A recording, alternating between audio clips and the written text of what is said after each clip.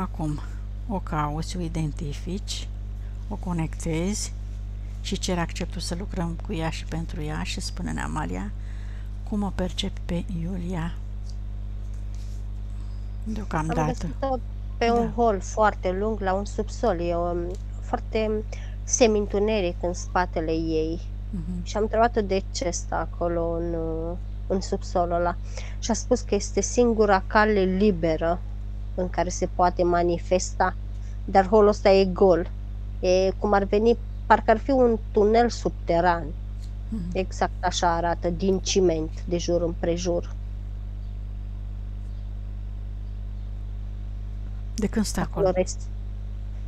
De curând a intrat acolo. De ce? De când a simțit că la suprafață se sufocă, de când a simțit la suprafață, îmi arată ca într-o imagine, foarte multe hopuri, ca și cuburi de gheață în fața ei, așezate, și ea trebuia să sară peste fiecare în parte, să sară, să le ocolească. Și mi-arată foarte mulți oameni care parcă împingeau cuburile astea de gheață în fața ei. De când se împiedică de cuburile astea de gheață și ce reprezintă ele? Obstacole reprezintă. Frustrări. Dar nu neapărat că sunt ale ei. Aduse în față de oameni, înțeleg. Exact. Nu e de foarte mult timp. De vreo 2 luni. Bun. Hai să vedem dacă am mai încheiat contracte cu cineva, dacă mai are implanturi. Să-i cerem. Se intenționează. Se intenționează să fie implantată? Se intenționează să se refacă anumite contracte cu ea și să fie implantată din nou. Cine în jurul ei? Să funcționeze. Iahve îl văd pe undeva prin jurul ei și Dracos. Deci atenție la religie, Iulia, da? Ești tentată să crezi iar, să-ți aduci, să te rogi ca să-ți fii ajutată, probabil, în subliminal. Așa, Dracos, Iahve și? Nu mai văd pe altcineva, dar e ca și când unul stă în stânga ei mai încolo, unul stă în dreapta ei mai încolo. E ca și când îi aduce tentații. E ca și când așa, ușor, ușor, parcă o ispitește, să spun așa. Și când e la suprafață, ispitele astea îi veneau foarte mult prin oameni. Ispite și îndoieli. Bun, hai să-i facem scanarea, Amalia, să o curățăm, o deconectăm de egregoare și linii, să-i facem curățare, vedem dacă mai are ceva implanturi, ceva programe, emoții, să o curățăm de toate cele pe care ea e pregătită să le elimine la acest moment. Partea e subliminală, să colaboreze, vezi și spiritul, dacă e pe acolo, să vină să înceapă să lucreze, să-i arate cum să lucreze. Este spiritul ei acolo, dar e ca și când se face că nu-l vede ea. E ca și când, atâta timp cât nu poartă o conversație în mod directă cu el, e ca și când, adică ea se așteaptă ca spiritul să vină și să o ia de mână și ea să simtă, inclusiv în fizic să simtă chestia asta. Cât timp nu se întâmplă chestiile astea și doar îi dă conversații sau răspunsuri vagi, ea le percepe ca fiind, mentalul ei în fizic le percepe ca fiind fantezii. Pur și simplu îi se pare că îi se pare. Acum, Iulia, te rog să schimbi spiritul și să te ajute să-ți facă o curățare în colaborare cu sufletul tău, alături de Amalia, care o să vă îndrume cum să vă faceți curățare. Scoateți toate blocajele, rogi spiritul tău frumos acum, Iulia, rogi spiritul tău să vină să te ajute, spune-i că îl iubești, că dorești să stea alături de tine, să te sprijine, să te susțină, să te inspire, să iei deciziile cele mai bune, benefice și înțelepte pentru tine de acum încolo și copilul tău, că dorești să experimentezi pentru binele tău suprem și că refuzi să mai dai hrană entităților, lumilor necunoscute parazitare, care de-abia așteaptă să-ți extragă energia, prin colaborarea cu tine, să te păcălească și să-ți soarbă energia, care și așa este destul de firavă, pentru că, iată, ai multe provocări și îți mai pierzi încrederea și echilibru. după cum am observat la început, și dorești să rămână cu tine, să te susțină. Îi spui că îl iubești, în gândul tău spui toate astea. Îi spui că îl iubești, că ești conștientă de existența lui, de valoarea lui, de importanța lui, că e singurul care te iubește și în care ai încredere să rămână alături de tine permanent de acum încolo. Îi spui asta cu toată convingerea ta, Iulia, acum. Și îl rogi să colaboreze la curățarea ta. Și între timp, la final, o să spunem și mental cum să faci ca să te ajuți și singură. Bine, te ajuți, înțeleg, și cu radiestezia ta, să înveți să-ți faci și curățarea cu lumină prin propria ta energie și capacitate. Hai să vedem Amalia dacă scoate ceva, comunici și tu cu partea ei subliminală, să vedem dacă știe sau are nevoie de îndrumări, să-i arăți cum să se curețe. Îi scoate din spate ca două, parcă ar fi gume așa mai mari, hai să zic plastilină, nu gume. Îi scoate una după omoplatul stâng și îi scoate una din tot din stânga, dar parcă ar fi mai degrabă pusă pe umăr. Parcă, cum să spun, parcă cineva i le-a lipit intenționat, dar i-a stat drept autopedeapsă să-i le lipească. Da, neîncredere în ea și da, suspiciuni și îndoieli și așa mai departe. Să le scoată, să le ardă. Asta are legătură și cu nodulul ăla. E ca și când i-a obstrucționat, cum să spun, canalele de bună funcționare a tiroidei, fiind obstrucționate datorită lipiciului ăstuia foarte gros, percep că se umflă. Parcă se umflă, parcă, da, cum să spun, umflătura asta o percep parcă ar fi din aer. Nu percep carne, nu percep nimic. Parcă pur și simplu ar fi din aer.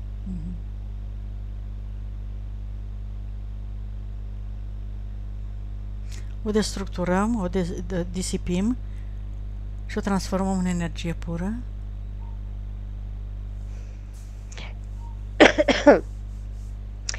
Îi mai scoate din pancreas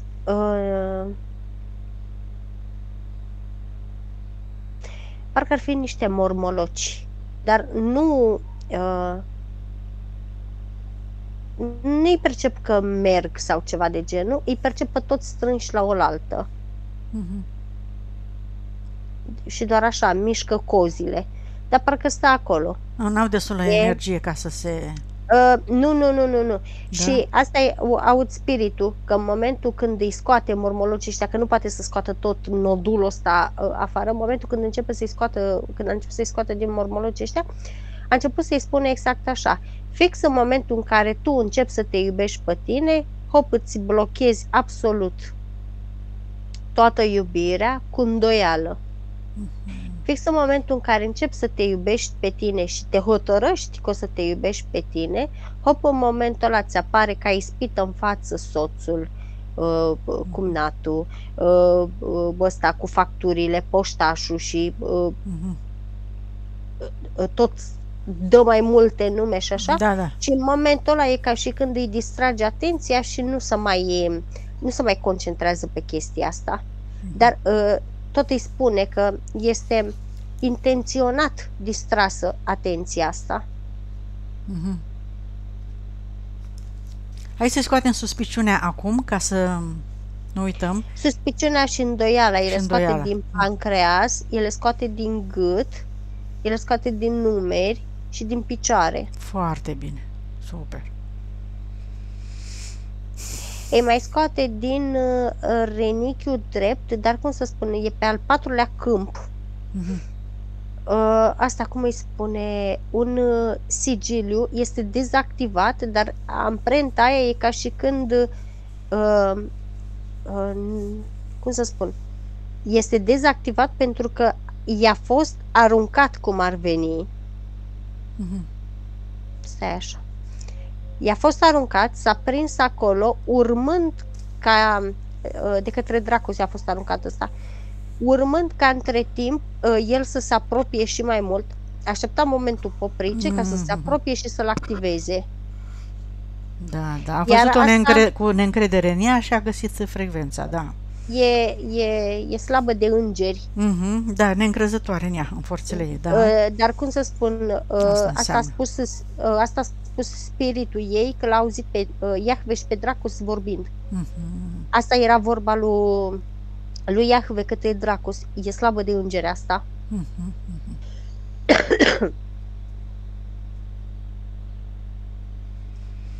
Asta înseamnă neîncredere, slăbiciune, îndoială. Are o chestie cu oasele la picioare, dar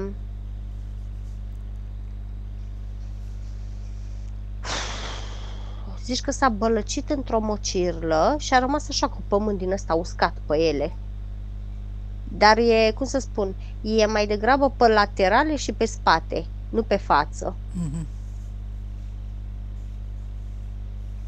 Curățăm e nesiguranța asta. Aha. E nesiguranță în proprii alegeri, spune spiritul ei. Nu știe ce să aleagă, are îndoieli, nu știu dacă e bine ce face. Crede că ia alegeri proaste, crede că ia decizii proaste. Iar fi mai bine să-i spună altcineva ce să facă, să o îndrume.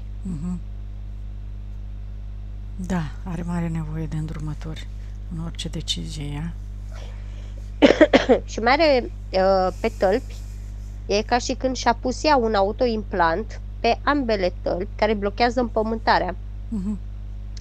Arată cam ca două suporturi din astea pe care pui cănile de plastic. Da.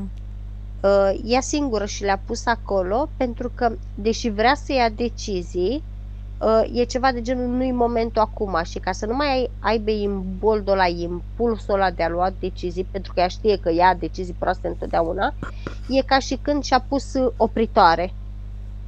Că altfel îmi spune că parcă picioarele mergeau singure către decizie, ca și când picioarele ei s-au plictisit să stea pe loc și parcă partea ei subliminală simte nevoia să meargă, dar totodată e frică și ceva de genul, văzând că fizicul și mentalul stă pe loc, partea subliminală vrând să se miște, momentan și-a pus opritoarele astea de bunăvoie și acum le scoate, tocmai de aceea nu mai simțea nici la împământare. Bun, să le scoată că nu are nevoie de ele. Mai are niște chestii care le ține ascunse. În zona abdomenului e pe undeva, nu-mi dau seama ce, dar cum să spun, atenția mă duce pe zona abdomenului, dar per total când mă uit nu văd nimic în neregulă, dar parcă simt că mai e ceva acolo. Le are ascunse acolo, ea... Da, se pare comportamentul ei este de a nu spune tot, de a ascunde, de a nu pune pe masă tot ce gândește. Frica de consecințe. Din frica de consecințe, ok. Eu scoate din pancreas, din vezică și din bilă. Nevoia de a se ascunde, eu scoate din stomac, din gât și din ochi. Da. Frica de viitor, eu scoate din toate oasele de la buric în jos, până jos în degete inclusiv. Frica de schimbare, eu scoate din coate, din mâini, din ochi și din gură. Orgoliu, egoismul, mândrie, dacă are, să scoată. Durerea și nemulțumirea, nehotărârea, la fel, le scoate după peste tot. Vinovăția, nu știu dacă a scos-o. Îi scoate puțin din plămânul stâng. Sacrificiu? Sacrificiu și regretul îl scoate din coloana vertebrală, din rinic și din zona abdominală. Toate fricile de boală, de durere, de suferință, de neputință. Da, după peste tot și mai adaugă frica de pierdere și frica de înaintare. Ură, furie, Picat. judecată. Inimă. Grijă excesivă, Inimă. îndoiala a scos-o, neacceptarea. I-a scos-o după peste tot. Frica de singurătate. Așa, E scoate din cap, din inimă și din piept. nemulțumirile de tot felul pe care Nu le-a îi scoate. simțit. Nu-i scoate decât nemulțumirea de oameni din stomac, din gât, din zona abdominală și din zona genitală. Critică judecată la adresa altora, Nu-i scoate. atașament, Îi scoate din gât, din piept, din intestine și din vezica urinară. mânie, Inimă și rinichiul stâng. frica de a face ce-i place, Din uter.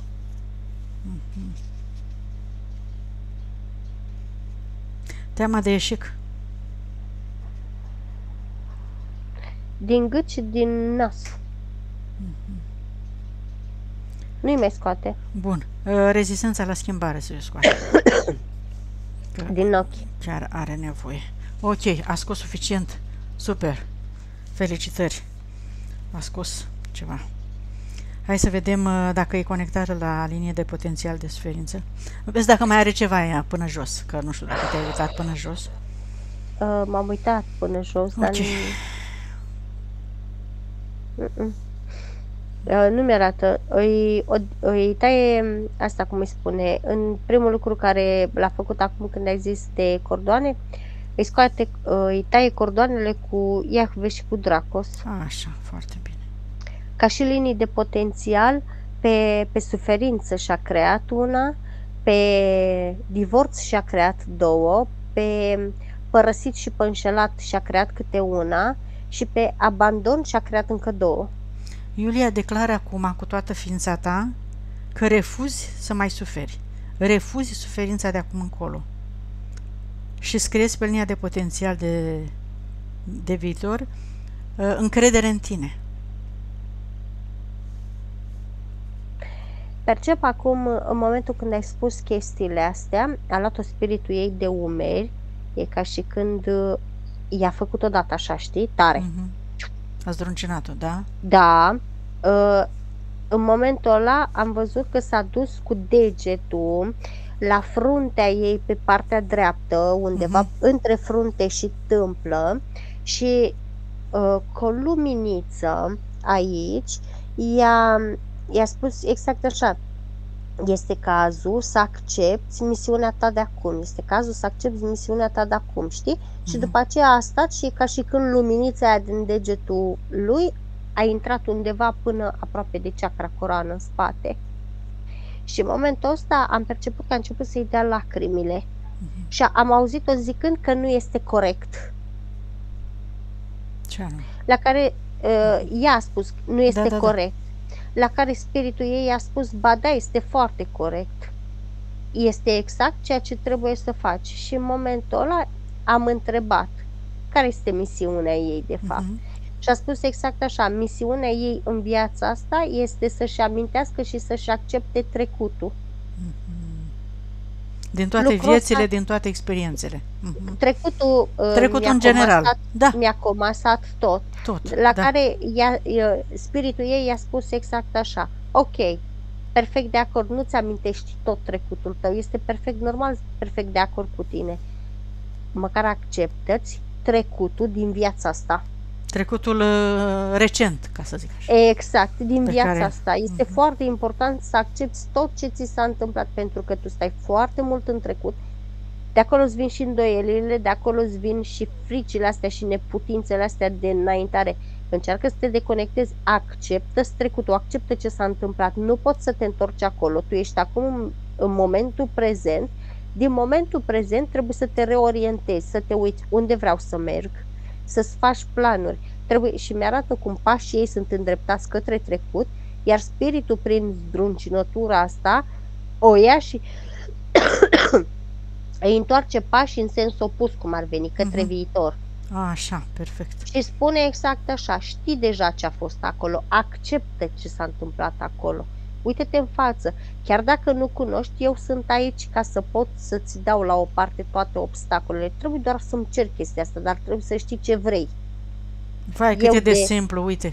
Zice, eu de la mine putere niciodată nu o să mă duc. Că știu că tu nu trebuie să mori acum la 60 de ani și o entitate vine și spune o chestie care să te omoare, dar nicio problemă. Eu mă duc și iau chestia aia de bunăvoie de acolo pentru că tu nu trebuie să mori la vârsta aia, nu-ți încetezi experiența la vârsta aia.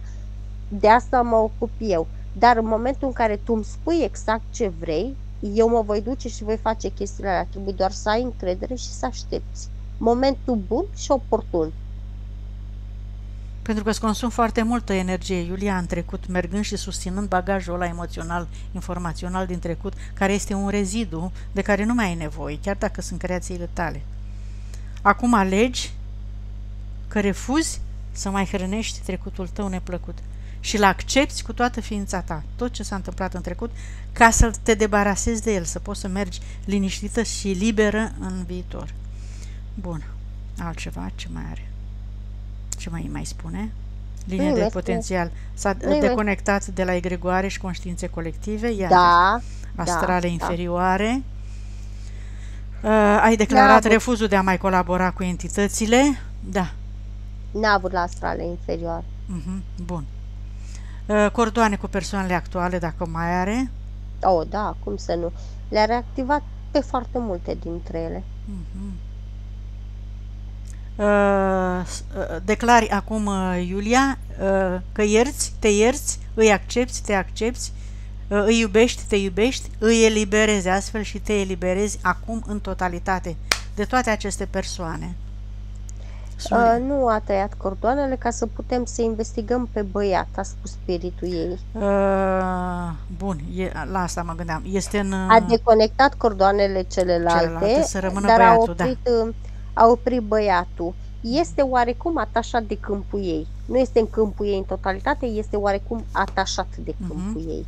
Tocmai de aceea, în momentul ăsta, percep copilul ca fiind nici în căruță, nici în teleguță. Nu știu cum să spun ca să mă exprim corect. Da, dar totodată, cum să spun, e ca și când stai pe creanga unui copac, da, dar ai văzut că tot timpul ai senzația aia că pici. Tot timpul ai senzația aia că leșini, că poți să pici. Hai să te uiți la băiat, Amalia, acum pe cordon, să vezi. Adică l-ai și văzut. Să vezi dacă are ceva nemulțumiri, dacă are ceva contracte, dacă are ceva conexiuni, dacă are... Nu-mi spune de contracte absolut nimic, în schimb se simte nedreptățit. Simte că vrea să arate suferința celor de lângă el, celor din jurul lui, indiferent că e din familie sau că e din afara familiei, prin comportamentul lui vrea să, producând suferință, crede că va fi înțeles sau crede că va fi înțeleasă suferința care o simte el în interior. Spune că se simte marginalizat, spune că se simte neînțeles, spune că îi se aduc foarte multe învinuiri, acuze, reproșuri. Îi se aduc foarte multe marginalizări. Îmi arată și eu trebuie să interpretez. E ca și când mi-arată în școală cum e marginalizat, cum e dat la o parte, cum se formează grupuri, dar el nu face parte de fapt din niciun grup. Iar chestia asta are nevoie de apartenență, copilul ăsta. Se simte frustrat, da. Și chestia asta îi lipsește temelia, spune. Nu are o temelie solidă și când spune temelie solidă, spiritul meu mi-a arătat mama și tata în spate. Conflictul, pe lângă faptul că el era destul de mare, în momentul când știe ce s-a întâmplat cu părinții lui originali, la ora actuală temelia actualei familii se clatină. Și mi-arată foarte multe cărămizi care, cum să spun, stau să crape, tremură cărămizile sub el, de jur împrejurul. N-are temelie solidă. Da. Mama suferă, tata e nemulțumit, tata suferă, mama e nemulțumită, veșnic sunt frustrați, veșnic sunt supărați, veșnic nu-și vorbesc, veșnic se se contraează, iar chestia asta nu are un exemplu bun de urmat. Bun. Din acest motiv probabil simte și nevoia de răzbunare, în față de părinți. Spune că motivele le-a mai spus odată și nu-i place să repete chestia asta pentru că îi provoacă nervozitate. Și când spui să-i provoace nervozitate, văd chestia asta în inimă, la el, în piept și în ochi.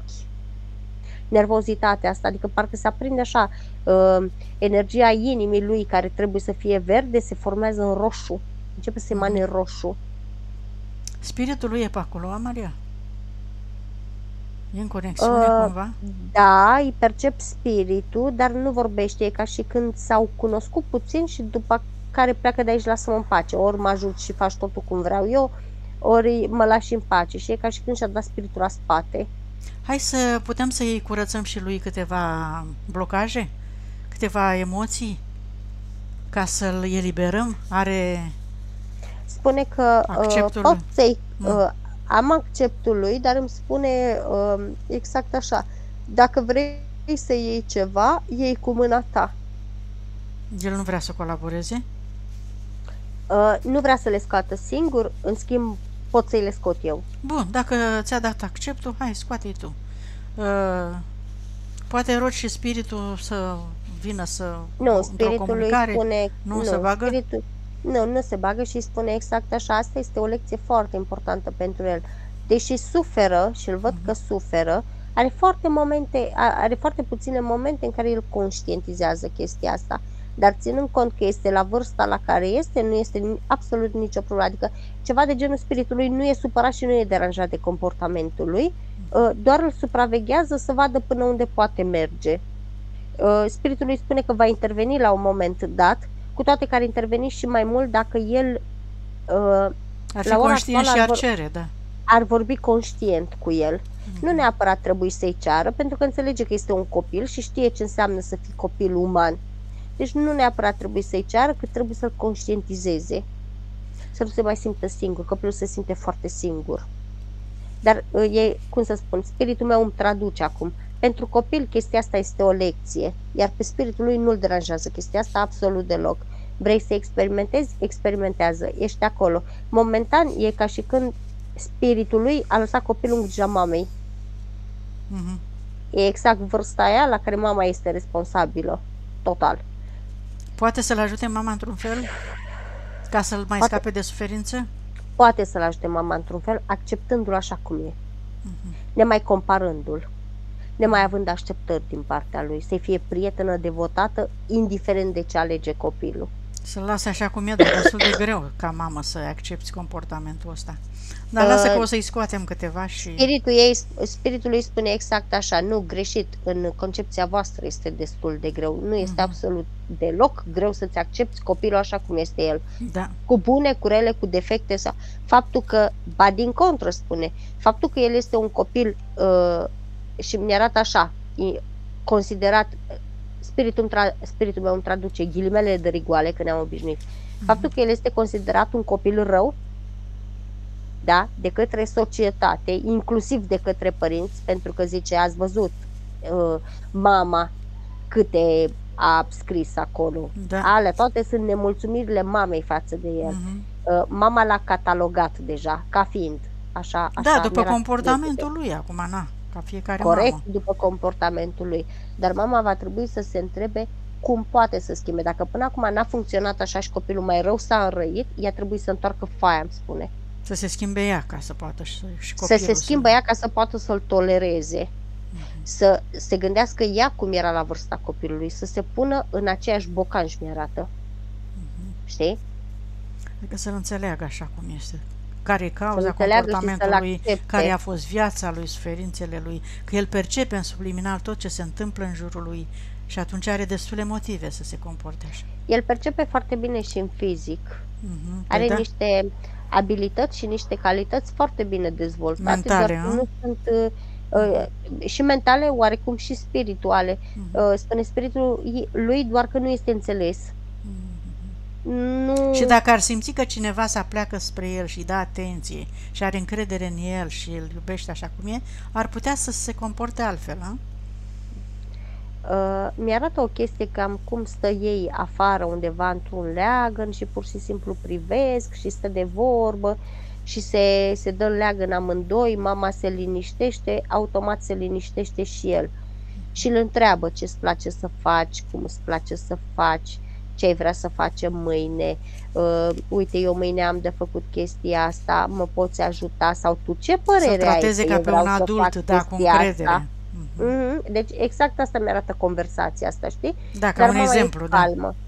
Mama e foarte calmă, se dă în leagănul ăsta, el stă lângă ea Și atunci e ca se simte când- și el bine. E ca și când cerându-i părerea sau cerându-i nu neapărat sfatul. Uite, eu aș vrea să fac chestia asta, tu ce părere ai? Și atunci copilul percep că face ochii mari și începe să-i spună, uite, eu văd că ar fi așa, sau eu văd că ar Se trebui simte așa, important, se eu aș simte face respectat. Da. corect, și e ca și când copilul își asumă, e ca și când pe aceeași idee se unesc amândoi și merg înainte. Și crește și lui personalitatea și așa mai departe. Care este misiunea lui în această viață, zice? Care este misiunea copilului în această viață? Nu are o misiune precisă. Doar să experimenteze, da? Diverse stări. Nu-mi spune absolut nimic acum. Și este irelevant, spune spiritul copilului. Asta este o întrebare prostească, spune spiritul copilului. Niciodată n-a înțeles chestia asta. Misiunea ta în viață, indiferent ce ți-a ales la nivel subliminal, tu dacă ți asculți sufletul și interiorul, tu vei intra pe misiunea ta fără să trebuiască să-ți spună cineva ceva concret. În momentul în care faci ceva care îți place, știi că aia e misiunea ta. În momentul în care faci o chestie degajat, mi-arată, deschis, și dacă aia nu este misiunea ta, e ca și când, atâta timp cât îți face plăcere și faci cu toată energia bună și te încarci și zâmbești și ești acolo, nu mai ții noțiunea timpului, nu mai obosești, nu mai te simți frustrat, tu poți să-ți schimbi automat misiunea. Sunt foarte puține misiuni care, într-adevăr, pe alea trebuie să le faci și n-ai cum să ieși din ele. În general, misiunea de bază este aceea de a conștientizza capacitățile pe care le avem, de a ne regăsi, exact, foarte bine, de a ne regăsi cu toate valorile, cu toate puterile pe care le avem, cu toate calitățile, da? Că am uitat de ele, am uitat câte avem. Și ușor, ușor, prin sprijinul și celorlalte suflete, iată cum ai spus tu, în leagăn și așa, omul, liniștindu-se, începe să-și amintească de capacitățile lui.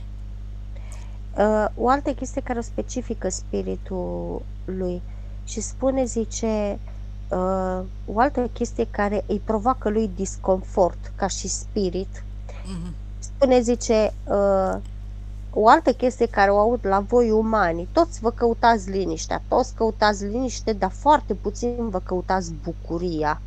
Ce-ar fi să fiți agitați, dar bucuroși totodată? Să avem activități care ne bucură, super. Da, bine zis. Decât să stai ca o plantă, liniștit, numai bine te agiți tu în bucurie și îți găsești bucurie și activezi și mai mult bucuria. Zice, nu credeți că e mai tentant, mai palpitant? Zice că oricum vă place adrenalina acolo, unora. Că doar de-aia am venit mulți dintre noi. Corect. Așa este. Ce frumos a zis asta, spiritul meu mi-a făcut așa cu degetul și mi-a zis ca o plantă, liniștit ca o plantă. Da, de luat aminte. Bună comparație. Foarte bine. Valoroasă informație pentru cine are urechi de auzit. Între timp, spiritul meu s-a dus și a scos disconfortul, alungarea, nepăsarea, așa, bravo, excluderea, frica de îndrumare, frica de viitor, durerea, judecata, instabilitatea, furia, mânia, resentimentele, reproșurile, ură, furie,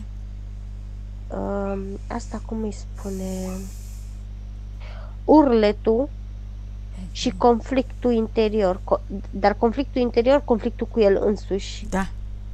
Și frica de oameni. Eu scoate predominant din cap și din piept.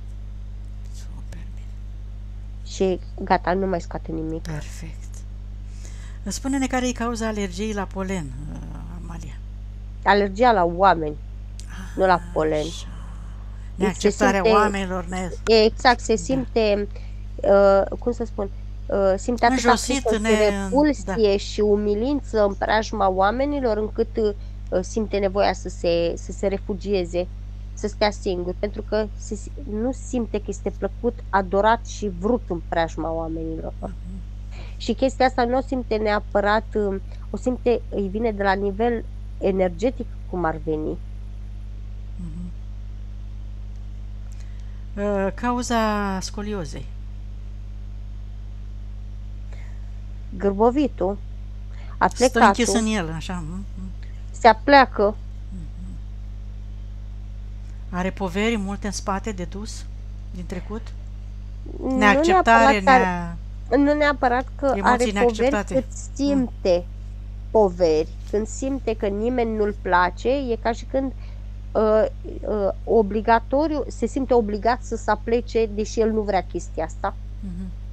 E ca și când societatea, familia, tot ce îl înconjoară, parcă ar vrea obligat să-l supună. Asta îi provoacă și dureri. Pentru că el se supune, dar se supune obligat, contra voinței lui. Urăște școala. Nu-i place să studieze. Urăște oamenii și urăște și oamenii, da. Și profesorii, probabil, da. El urăște tot ce vine din partea oamenilor, pentru că simte că oamenii nu-l plac.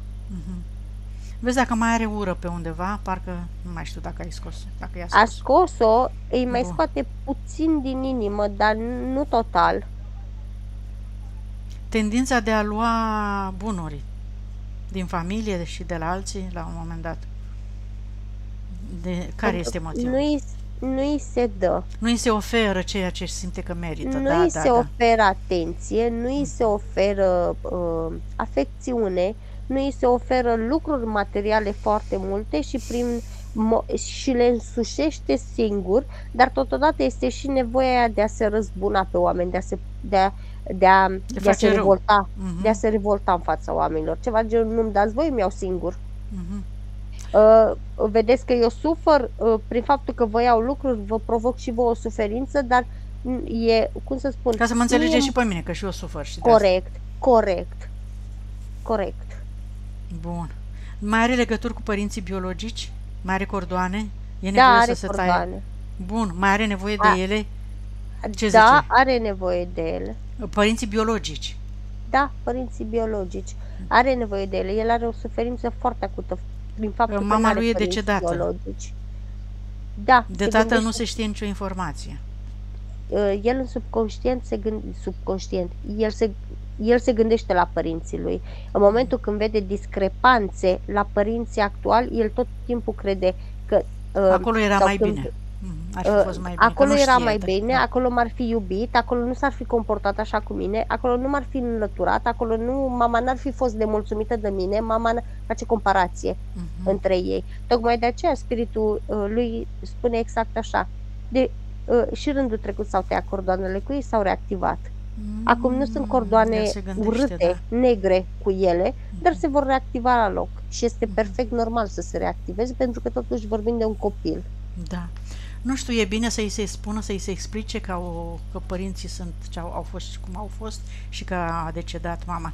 Iulia, nu știu dacă tu ai stat de vorbă cu el pe tema asta vreodată, nu mi-ai spus. Am vorbit. I-ai spus, știe, da? Cunoaște adevărul. Da, cunoaște. Despre ce s-a întâmplat cu părinții și cum lui și cum și unde și în ce fel. Bun. Cunoaște adevărul, dar îl cunoaște prin interpretarea celor din fața lui.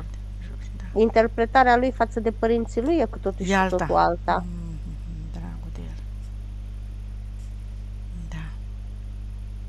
Nici cordoanele cu actualii părinți nu vrea să le taie. Pentru că nu are siguranță, nu are încredere în el, nu? Nici nu e benefic să le taie, pentru că el totuși este un copil și are nevoie de sprijin din ambele câmpuri. Bine. Transmite-i acum, Iulia, te rog, tot ce dorești tu să-i transmiți, ceea ce consider că el nu poate să înțeleagă în mental, în fizic. Că ai încredere în el, că el o să fie un copil reușit și o să fie deștept, o să fie capabil, o să fie frumos, deștept, plăcut, o să fie o să aibă prieteni. Tot ce-ți mai vine ție, ce consideri tu că este benefic pentru el, În primul că-l rând, susții.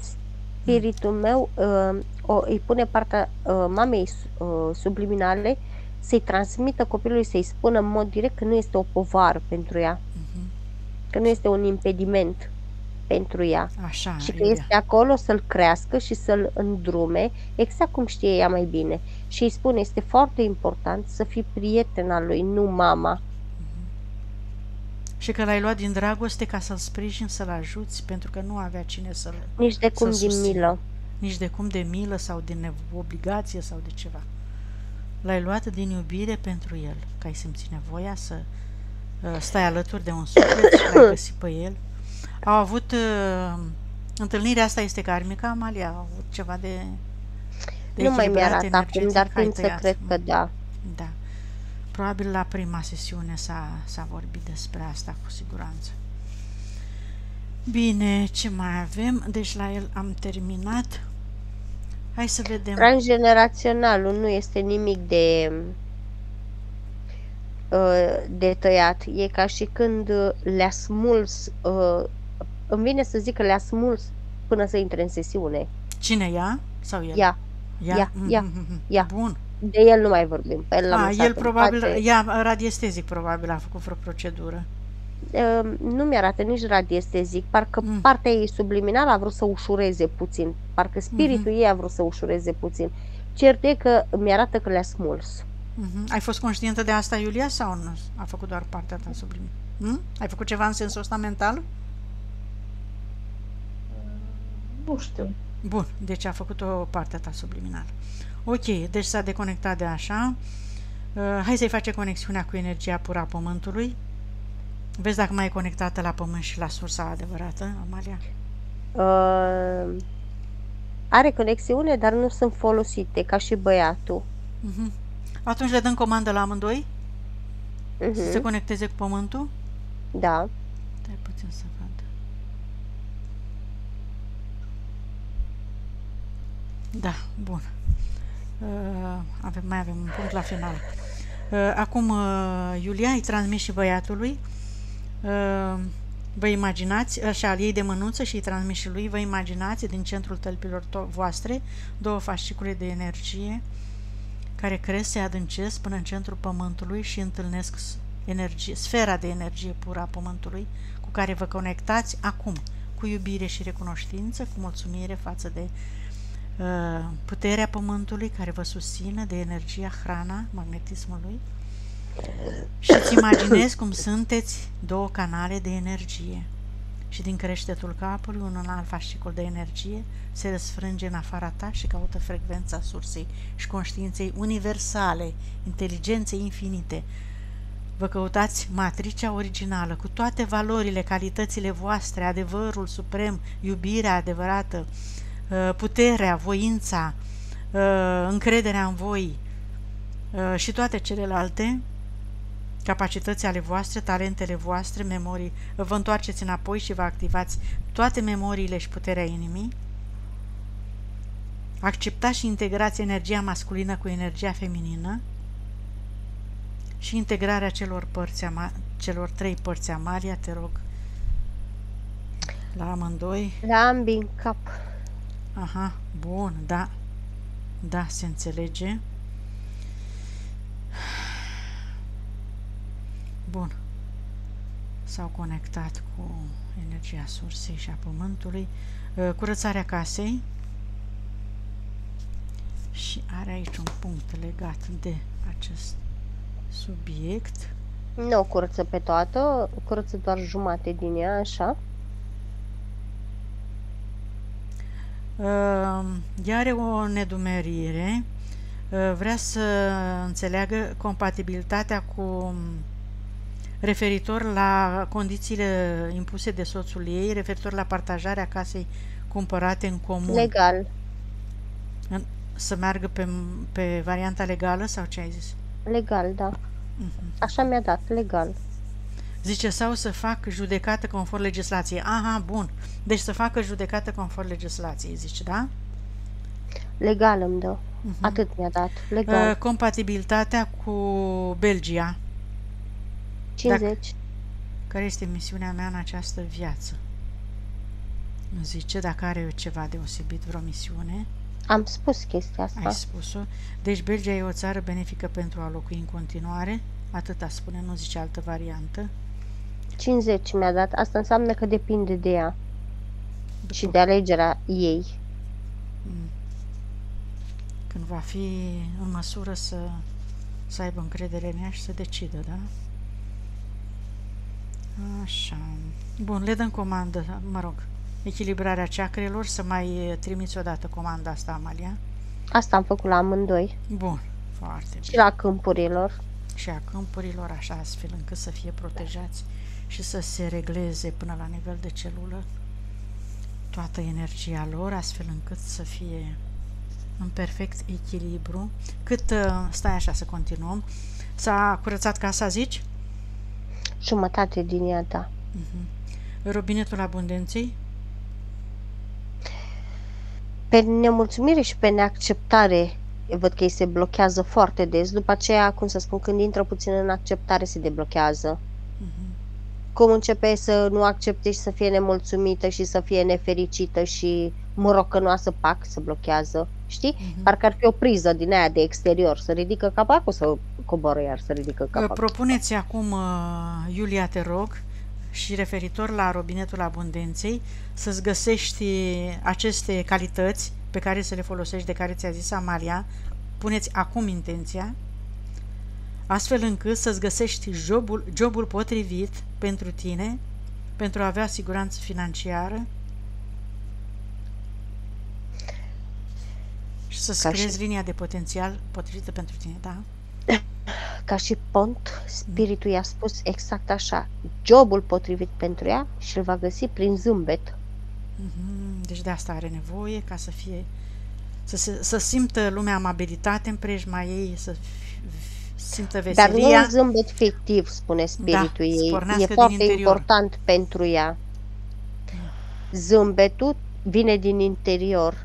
Fața se luminează și devine radiantă din interior în momentul când simți în interior. Asta sunt, mă accept așa cum sunt, asta e, îmi caut de muncă. În momentul când te duci la un patron radiind, patronul respectiv va fi foarte atras de energia ta, pentru că întotdeauna o persoană zâmbitoare va vinde mult mai bine. Iar patronul respectiv va vedea în tine un potențial al măririi prosperității lui. Bine, zice că nu o să-și dea seama că se va mări și prosperitatea ta, dar asta e partea a doua.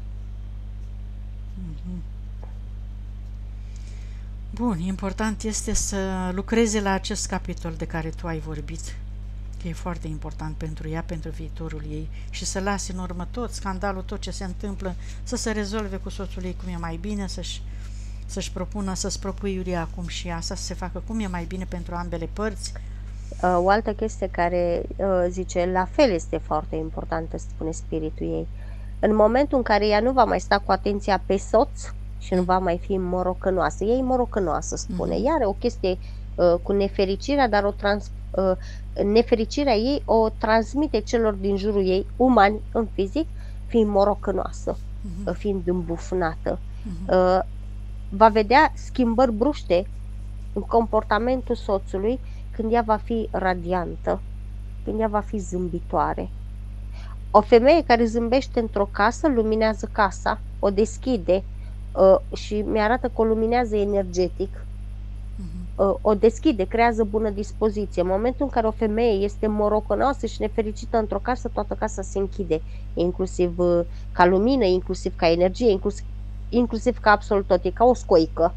Se închide și se deschide, se închide și se deschide.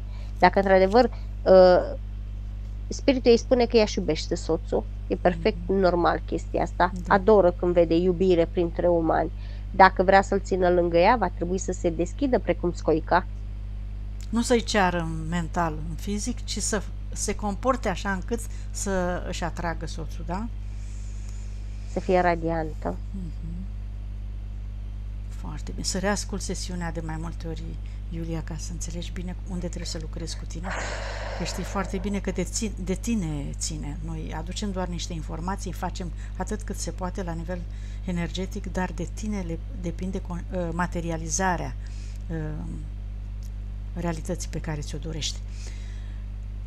Cât la sută s-a recuperat, la ei conștientizare, na. Conștientizarea ei? Da. 68. Da. Energie cât are? 99. Poți să te uiți la început cu câte energie a intrat? 89. Bun. Câte zile de metabolizare are? 12. La băiat, dacă te uiți, Amalia, energie cât are?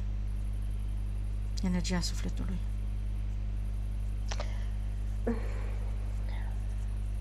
Îl prinzi? Hai să zic 90. Adică să vede că să vede că e. Bun, deci are energie suficientă. Da, se vede că are energie, e plin de energie, nu că dacă n-ar avea energie, ar transmite mult mai mult. Dar nu, el transmite frumos. Cum adică ar transmite mult mai mult dacă n-ar avea energie? Dacă n-ar avea energie, crizele lui de furie ar fi mult mai accentuate.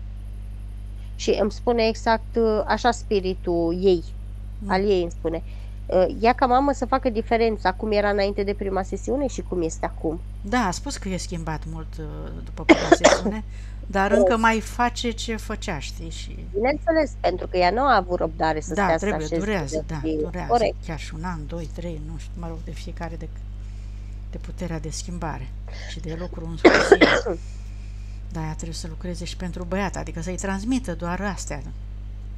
Cuvinte constructive, benefice, de vibrație înaltă și așa mai departe, ce se știe. Ai zis metabolizare? Ai zis 12. Da, 12 zile. Bine. Iulia, ne dai acceptul de publicare? Da, desigur. Mulțumim. Mai ai întrebări? Nu am întrebări. Ai înțeles, da? Despre ce e vorba? Rămâi acolo, că n-am terminat. Da. Gata, Amalia? Putem închide? Da. Vă deconectați de toți.